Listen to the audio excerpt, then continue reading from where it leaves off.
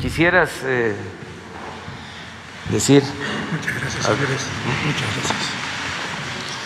Muy bien, buenos días a todas y todos. Primero, darle las gracias a la generosidad de mi querido amigo, el presidente de México, don Andrés Manuel López Obrador.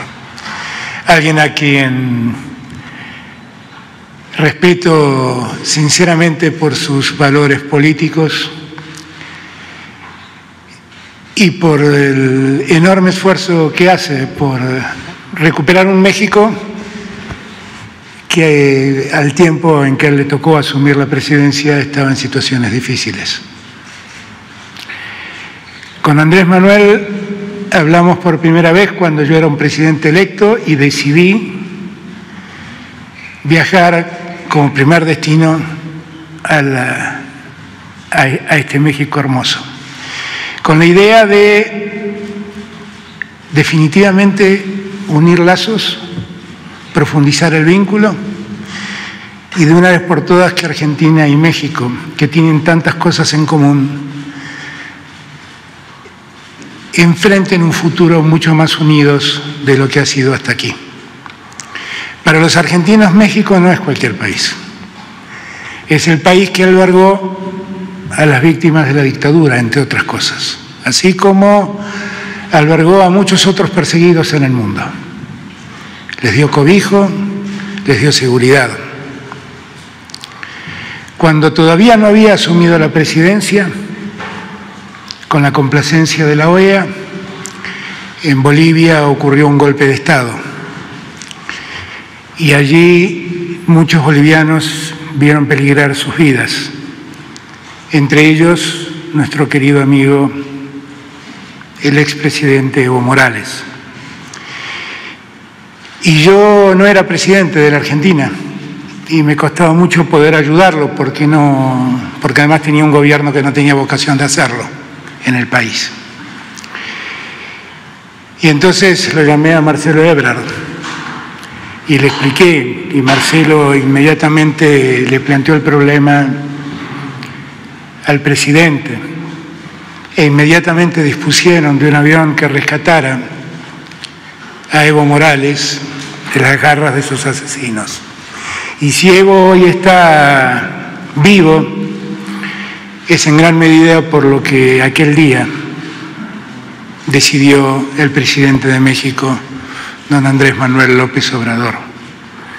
Digo esto porque la historia de los exiliados y de los refugiados en México para mí tienen mucho que ver y me han marcado a fuego en mi amor por México.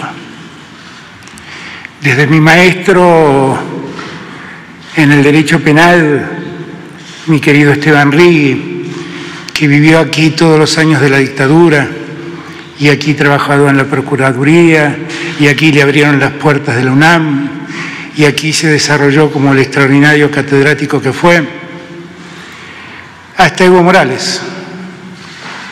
Todos ejemplos de lo que México es capaz de hacer por la humanidad y por la vida de los perseguidos. Así que para mí es muy reconfortante estar aquí, en este México, y en este México, déjenme decirlo así, de Andrés Manuel López Obrador, que a la vista del mundo es otro México. Yo no soy un diplomático, soy un político. Hace un tiempo atrás, a un presidente, un responsable europeo de una potencia europea, que me preguntó cómo veía la situación del continente y me preguntó puntualmente por México. Le dije definitivamente, por fin México tiene un presidente como merecen los mexicanos. Por primera vez México en muchos años tiene un presidente con valores morales y éticos como merecen los mexicanos. Yo con esos valores y con esa prédica de Andrés Manuel me siento absolutamente identificado. Y siento que es el deber de Andrés Manuel y mío profundizar los lazos de Argentina mucho más allá de que México aparezca cada vez que los argentinos deben exiliarse. Yo quiero que en mi país no haya más exiliados. argentinos que deban irse por persecuciones políticas. Pero la verdad es que siempre estaremos agradecidos a México por cómo abrió las puertas a esos argentinos. Pero Argentina y México tienen un futuro, y tienen un futuro en Latinoamérica. Y Latinoamérica tiene un futuro. Y ese futuro pasa por la unidad de los esfuerzos.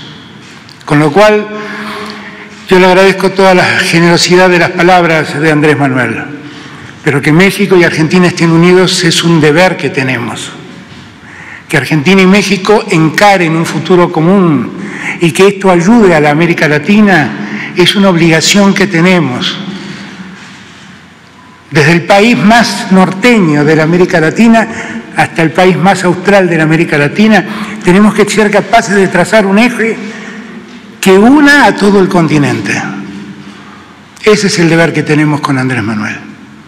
Empezamos con una experiencia grata, la de producir la vacuna que los latinoamericanos necesitan para terminar con esta pandemia espantosa. Y lo estamos haciendo. Ya el laboratorio argentino ha mandado, como bien dijo el canciller, 12 millones del principio activo para desarrollar la vacuna. Y como bien también dijo el presidente, a partir de abril, ese maravilloso laboratorio que conocí ayer con tecnología de última generación, vamos a poder hacer realidad ese objetivo que nos propusimos. Y en ese sentido yo quiero acompañar la gestión de México en favor de la universalización de la vacuna. Y quiero acompañar las quejas de México por la forma en que la vacuna se ha acaparado en una decena de países en desmedro de muchos otros. Escuchaba recién la exposición del canciller y lo escuchaba decir y mostrar cuáles eran todos los contratos que se habían firmado y que se estaban incumpliendo, por distintos motivos, pero incumpliendo. No es ni más ni menos lo que le está pasando a Argentina. Nosotros estamos, igual que México, tratando de sortear esa falta de vacunas, recurriendo a todas las ofertas que en el mundo se dan, ofertas que además tienen que tener la seriedad adecuada, tienen que tener la aprobación de la autoridad sanitaria, haber desarrollado las 3 fases necesarias para garantizar la calidad de una vacuna. Y así como lo hace México, también nosotros desarrollamos contratos con AstraZeneca, desarrollamos contratos con COVAX, desarrollamos contratos con Sinopharm y desarrollamos contratos con el Instituto Gamaleya y con el Fondo Soberano de Rusia. Y tenemos que hacer el máximo esfuerzo para que a la mayor velocidad posible toda nuestra Latinoamérica esté vacunada, fundamentalmente los que están en riesgo por su salud o por sus enfermedades prevalentes. Eso nos convoca y eso debemos seguir trabajando juntos.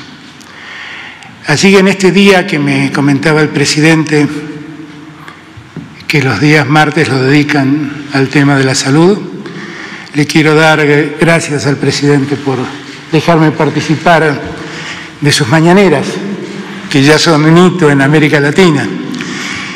Y también agradecerle al presidente la enorme generosidad de dejarme participar del bicentenario de la proclamación de Iguala, que fue el momento exacto en que empezó el proceso independentista en este querido México. Un México que es ejemplo para muchos de nosotros por historia y por presente. Muchas gracias, señor presidente.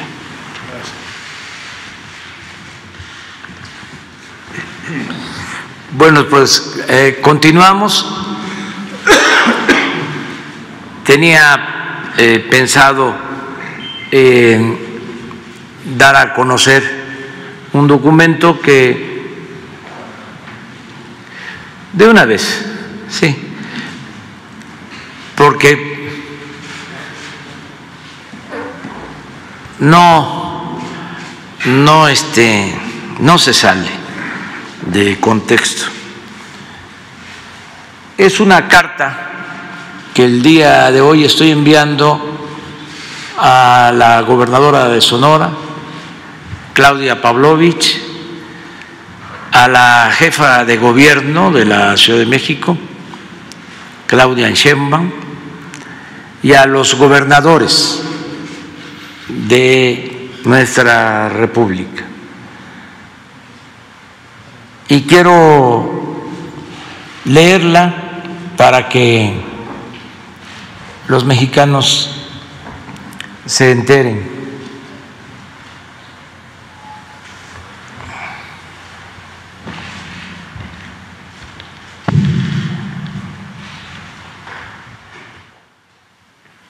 Hoy, 23 de febrero, cuando recordamos tristes y avergonzados el horrendo crimen cometido por déspotas y tiranos en contra del presidente Francisco I. Madero y del vicepresidente José María Pino Suárez, me dirijo a ustedes para hacerles con absoluto respeto a sus personas, investiduras, facultades y autonomías constitucionales una atenta recomendación con miras a las próximas elecciones y con el más sincero propósito de establecer en definitiva una auténtica democracia en nuestro país. En muy pocos momentos de nuestra historia se ha visto realizado este ideal de la democracia. Y recuerdo tres. Primero, cuando triunfó el movimiento revolucionario y gobernó el apóstol de la democracia, Francisco I. Madero.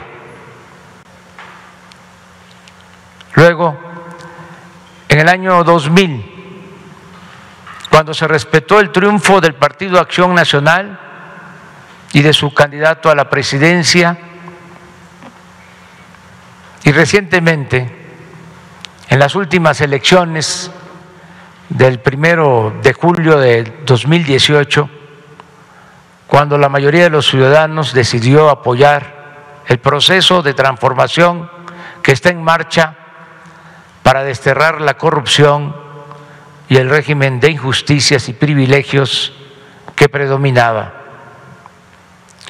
Como es evidente, en la actualidad hay condiciones inmejorables para convertir en realidad esa aspiración histórica de México y establecer una verdadera democracia en nuestro país. El pueblo así lo demanda. Hay partidos bien definidos en el terreno político e ideológico.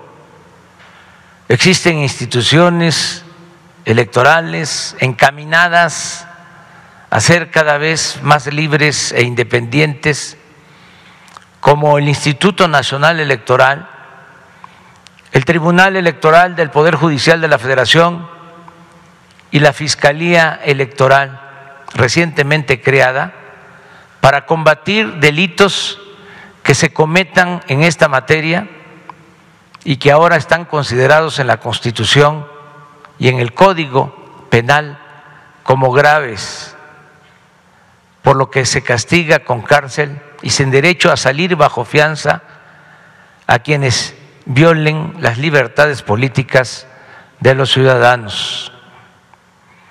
Además, y esto es muy importante, se sostiene desde la Presidencia de la República el indeclinable compromiso de respetar y hacer respetar la voluntad soberana del pueblo.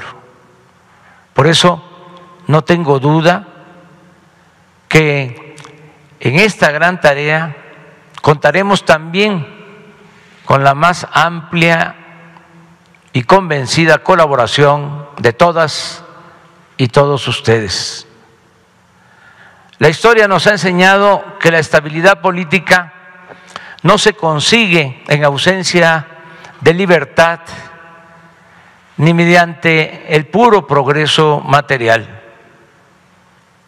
La democracia podrá no traer el cuerno de la abundancia, pero sí produce equilibrios necesarios para evitar que una persona o una minoría se adueñe del poder público y se propicie que la riqueza, en vez de distribuirse con justicia, se concentre en unas cuantas manos.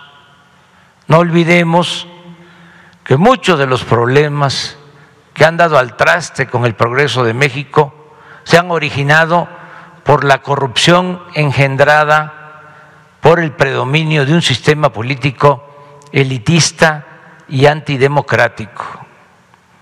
En consecuencia, gobernadora, gobernadores y jefa de gobierno de la Ciudad de México, les propongo de la manera más horizontal y respetuosa que establezcamos un acuerdo nacional en favor de la democracia.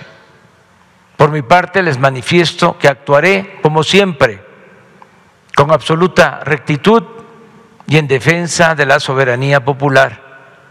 Y a esto mismo les convoco a ustedes.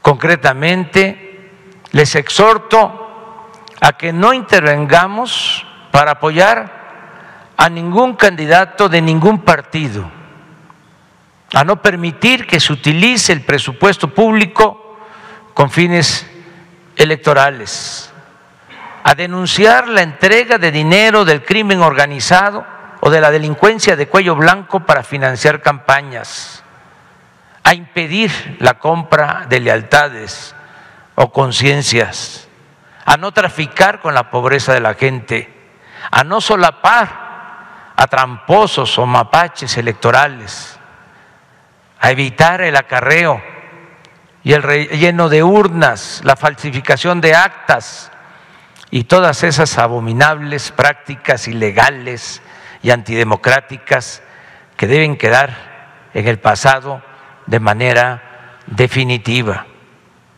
Sigamos el ejemplo del gran Francisco I. Madero, cuyo principal aporte se dio precisamente en el terreno de la democracia. En ese aspecto no hay precedente en nuestra historia. Nadie como él ha creído con tanta devoción en la democracia. Nadie se ha preocupado tanto como él por hacer realidad ese ideal que era la más profunda de sus convicciones.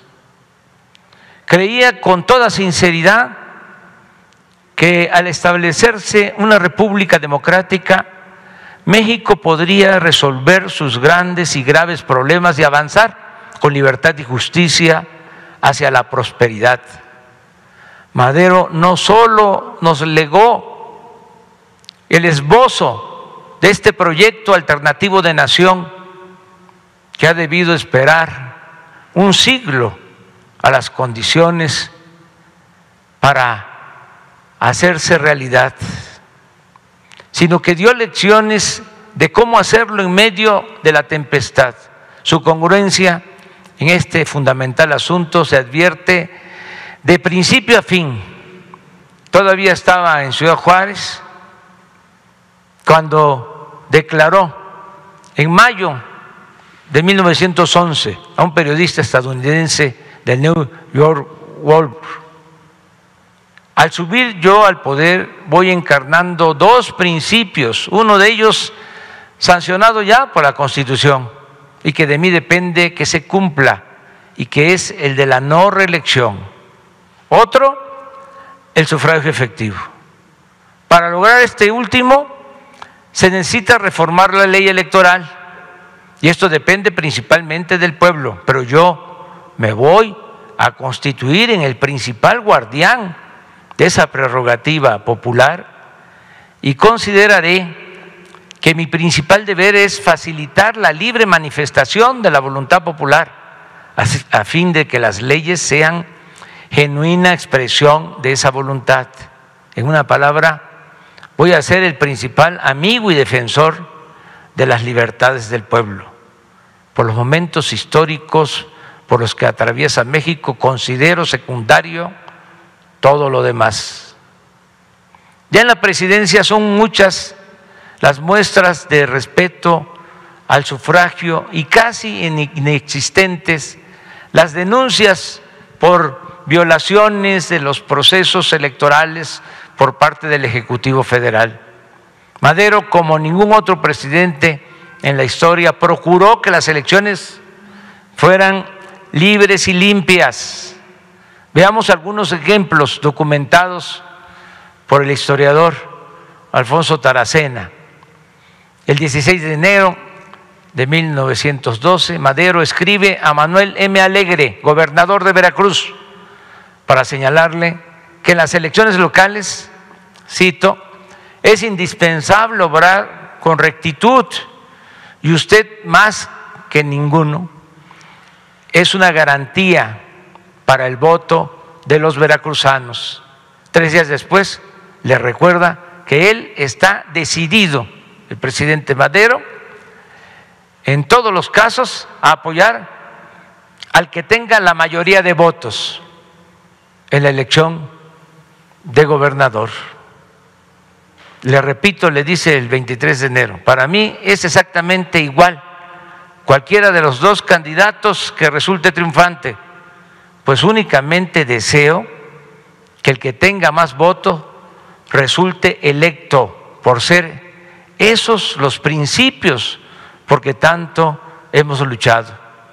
Finalmente, el 29 de ese mismo mes, le expresa su satisfacción porque los resultados obtenidos demuestran que hubo libertad completa en las elecciones. El 25 de enero de 1912, Madero le escribe al general Jerónimo Treviño, que seguía siendo el hombre fuerte de Nuevo León. Cito, usted sabe que los principios de nuestro gobierno son hacer que sea respetado el voto público en todo y por todo, y considero que únicamente son estables en los gobiernos de los estados los gobernadores que cuentan con la mayoría. Por estas circunstancias, me permito suplicar a usted se dirija en lo confidencial al gobernador, al general Estrada y personas influyentes del estado para recomendarles la más absoluta neutralidad en las elecciones y que dedique todos sus esfuerzos para hacer que sea respetado el voto público.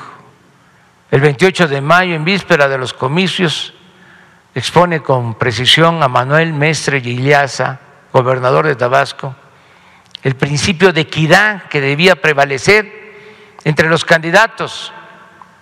Decía, lo prudente y justo es colocar a unos y otros en un perfecto pie de igualdad, de manera que sus trabajos de propaganda puedan llevarse a cabo dentro de la más completa libertad.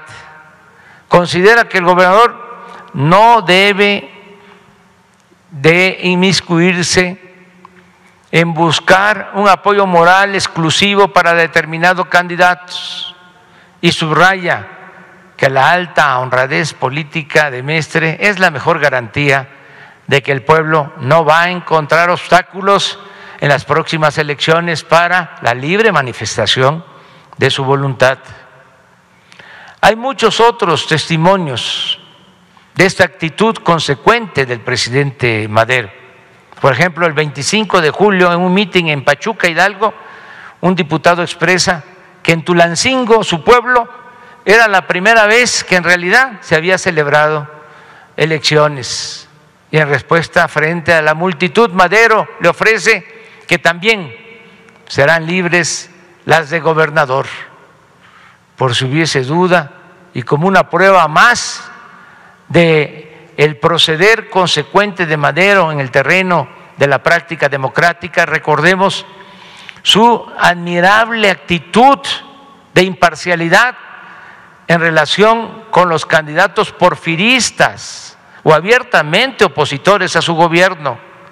En este aspecto destaco el caso de Nemesio García Naranjo, uno de sus más tenaces detractores, que triunfa en el distrito de Lampazos, Nuevo León, y el 2 de octubre la Cámara le entrega por unanimidad su credencial de diputado.